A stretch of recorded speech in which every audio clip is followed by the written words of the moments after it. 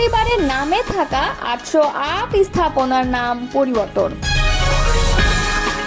সাবেক 3 ইসির ফাঁসির দাবিতে বিএনপির বিক্ষোভ। সমমনাদের সঙ্গে নিয়ে 31 দফা বাস্তবায়ন করতে চায় বিএনপি। অবিলম্বে পুশিনের ঘটনা বন্ধ করুন, এমনটাই মন্তব্য করেছেন লায়ন ফারুক। এতক্ষণ শুনছিলেন সংবাদ শিরোনাম, এবারে বিস্তারিত।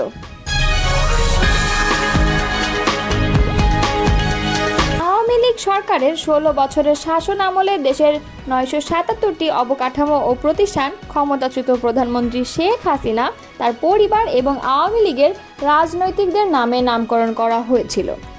এসবের মধ্যে ছিল সেনানিবাস, বিমান ঘাঁটি, নৌবাহিনীর জাহাজ, মেগা প্রকল্প, সড়ক, স্থাপনা, স্কুল, কলেজ, বিশ্ববিদ্যালয়, হাসপাতাল সহ গবেষণা প্রতিষ্ঠান এবং অন্যান্য অবকাঠামো। বৃহস্পতিবার প্রধান উপদেষ্টার দপ্তর থেকে পরিচালিত ফেসবুক পেজে প্রকাশিত এক বার্তায় এ তথ্য জানানো হয়। বার্তায় আরও বলা হয়, 2024 সালের 5 আগস্ট আওয়ামী লীগ সরকারের পতনের পর থেকেই এসব সরকারি স্থাপনার নাম পরিবর্তনের প্রক্রিয়া শুরু হয়। শেখ হাসিনা, বঙ্গবন্ধু ও আওয়ামী লীগ সংশ্লিষ্ট অন্যান্য নাম সরিয়ে ফেলে জেলার নাম কিংবা ঐতিহাসিক প্রেক্ষাপটে নতুন নামকরণ করা হচ্ছে।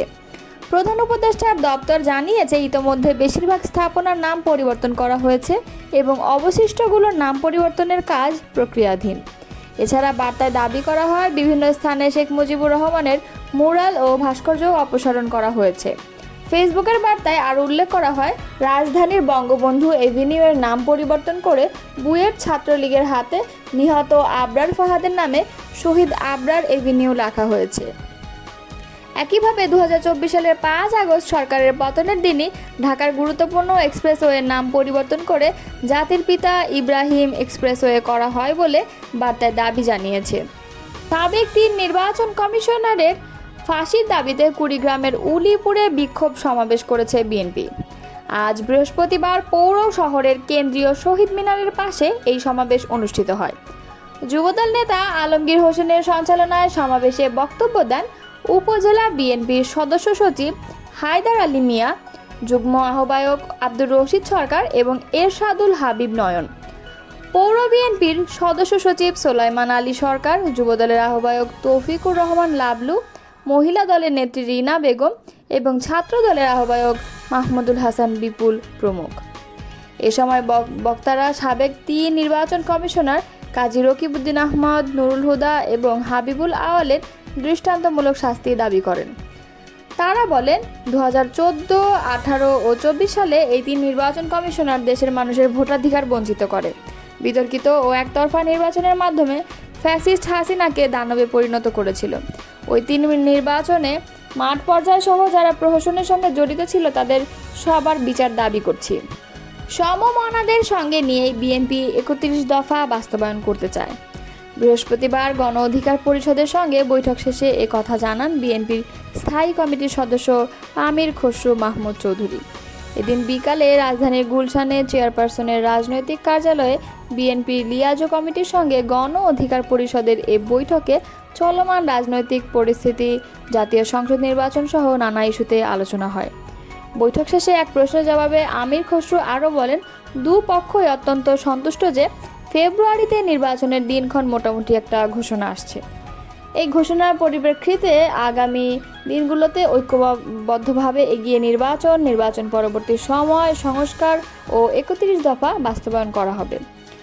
আরেক প্রশ্নের জবাবে তিনি বলেন, এই মুহূর্তে যে আলোচনা হচ্ছে, লন্ডনে প্রধান উপদেষ্টা ডক্টর মোহাম্মদ ইউনূসের সঙ্গে বিএনপির ভারপ্রাপ্ত চেয়ারম্যান তারেক রহমানের যে বৈঠক হয়েছে, আমাদের সঙ্গে যারা দীর্ঘ সময় আন্দোলন করেছে এবং যারা ত্যাগ স্বীকার করেছে তাদেরকে আমরা যত অগ্রগতি হয় সেগুলো শেয়ার করি এবং সিদ্ধান্ত নিই।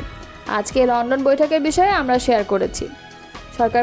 সংস্কার প্রসঙ্গে এক প্রশ্নের জবাবে আমির খসরু বলেন, এটা নিয়ে বিতর্কের কোনো সুযোগ নেই। প্রধান উপদেষ্টা ডক্টর মোহাম্মদ ইউনূস বলেছেন, বিএনপির ভারপ্রাপ্ত চেয়ারম্যান তারেক রহমানও বলেছেন, প্রায় সব রাজনৈতিক দলের মধ্যে একটা ঐক্যমত্য আছে, সেটা হচ্ছে ঐক্যমতের পরিপ্রেক্ষিতে যে কয়েকটা সংস্কার করা সম্ভব সেই কয়েকটি সংস্কার হবে, তার বাইরে যাওয়ার কোনো সুযোগ নেই। বিএনপি স্থায়ী কমিটির সদস্য আরও বলেন, বিচার বিভাগ এর ব্যাপারে একটি সিদ্ধান্ত নিয়েছে, পরিষ্কার সিদ্ধান্ত। ইশরাক হোসেনকে মেয়র ঘোষণা করে বিচার বিভাগ সিদ্ধান্ত নিয়েছে। নির্বাচন কমিশন সেটার উপর অনুমোদন করে তাদের মতামত পরিষ্কারভাবে বলে দিয়েছে। সুতরাং আইনগতভাবে তার মেয়রের দায়িত্ব নেওয়ার কথা। দৃঢ়ভাবে বিশ্বাস করি আইনের শাসনে যদি বিশ্বাস করে থাকি তাহলে ইশরাকের দায়িত্ব নেওয়াটা খুবই স্বাভাবিক, আর আমরা সরকারের সিদ্ধান্তের অপেক্ষায় আছি। আমির খসরু ছাড়াও এই বৈঠকে বিএনপি স্থায়ী কমিটির সদস্য ইকবাল হাসান মাহমুদ টুকু ও ভাইস চেয়ারম্যান বরকতুল্লাহ বুলু উপস্থিত ছিলেন। অন্যদিকে গণ অধিকার পরিষদের পক্ষ থেকে বৈঠকে দলের সাধারণ সম্পাদক মোহাম্মদ রাশেদ খান, সিনিয়র সহসভাপতি ফারুক হাসান, সিনিয়র যুগ্ম সাধারণ সম্পাদক হাসান আল মামুন, উচ্চতর পরিষদের সদস্য খালিদ হোসেন এবং হাবিবুর রহমান রিজু উপস্থিত ছিলেন। গণ অধিকার পরিষদের সাধারণ সম্পাদক রাশেদ খান বলেছেন, বৈষম্য বিরোধী ছাত্র আন্দোলন নামক প্ল্যাটফর্মের নেতৃত্বে এ দেশের লাখ লাখ মানুষ সমবেত হয়ে স্বৈরাচার বিরোধী আন্দোলনে সম্পৃক্ত হয়। এরপর এই প্ল্যাটফর্মে নেতারা রাজনৈতিক দলের গঠনের প্রেক্ষিতে গত 7 মার্চ সাংবাদিকদের এক প্রশ্নের জবাবে নাহিদ ইসলাম বলেন, বৈষম্য বিরোধী ছাত্র আন্দোলন এখন আর আগের জায়গায় নেই, সেখান থেকে একটি ছাত্র সংগঠন তৈরি হয়েছে। তিনি বলেন, বৈষম্য বিরোধী ছাত্র আন্দোলন ও জাতীয় নাগরিক কমিটির উদ্যোগে একটি রাজনৈতিক দল তৈরি হয়েছে বলে বৈষম্য বিরোধী বা সমন্বয়ক বলে যে পরিচয়টা এখন আর এক্সিস্ট করে না সেই অর্থে।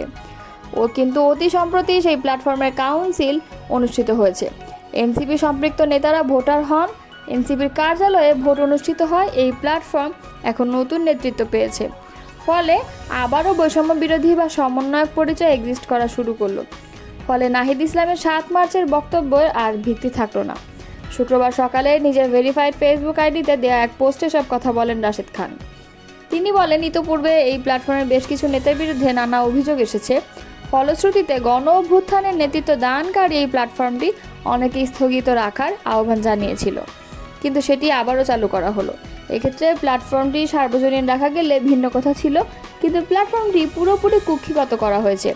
ফলশ্রুতিতে গণঅভ্যুত্থানের এই প্ল্যাটফর্মটি গণঅভ্যুত্থানের অন্যান্য স্টেক হোল্ডার আর ওন করার সুযোগ থাকছে না। 12 দলীয় জোটের অন্যতম শীর্ষ নেতা ও ন্যাশনাল লেবার পার্টির চেয়ারম্যান লায়ন মোহাম্মদ ফারুক রহমান ভারতের উদ্দেশ্যে বলেছেন, আপনারা জাতিসংঘের রেজুলেশন অনুযায়ী চলার চেষ্টা করুন। কোনো অসঙ্গতি দেখলে দ্বিপক্ষীয় আলোচনার ভিত্তিতে সমাধানের চেষ্টা করুন এবং অবিলম্বে পুশিনের ঘটনা বন্ধ করুন। বৃহস্পতিবার জাতীয় প্রেস ক্লাবের সামনে দেশ বাঁচাও মানুষ বাঁচাও আন্দোলন আয়োজিত এক নাগরিক সমাবেশে একথা বলেন তিনি। লায়ন ফারুক বলেছেন, ভারতীয় আধিপত্যবাদের বিরুদ্ধে যখন বাংলাদেশের মানুষ সোচ্চার, ঠিক সেই সময় ভারতীয় সীমান্তরক্ষীরা আন্তর্জাতিক আইন অমান্য করে বাংলাদেশের সীমান্তে সব দিক থেকে একের পর এক ভারতীয় নাগরিকদের পুশিন অর্থাৎ বাংলাদেশে ঠেলে পাঠিয়ে দিচ্ছে। তারা কোনোভাবে বাংলাদেশের প্রতিবাদকে আমলে নিচ্ছে না, এতে করে দিন দিন সীমান্তে উত্তেজনা বাড়ছে। এ ব্যাপারে বাংলাদেশ সরকারের উপযুক্ত পদক্ষেপের অভাবে দেশের মানুষ উদ্বিগ্ন। এমনিতে লাখ লাখ রোহিঙ্গাকে নিয়ে বাংলাদেশের চাপের মধ্যে রয়েছে, তারপর নতুন করে আবার এই পুশিনের ঘটনা উদ্বেগ আরও বাড়াচ্ছে।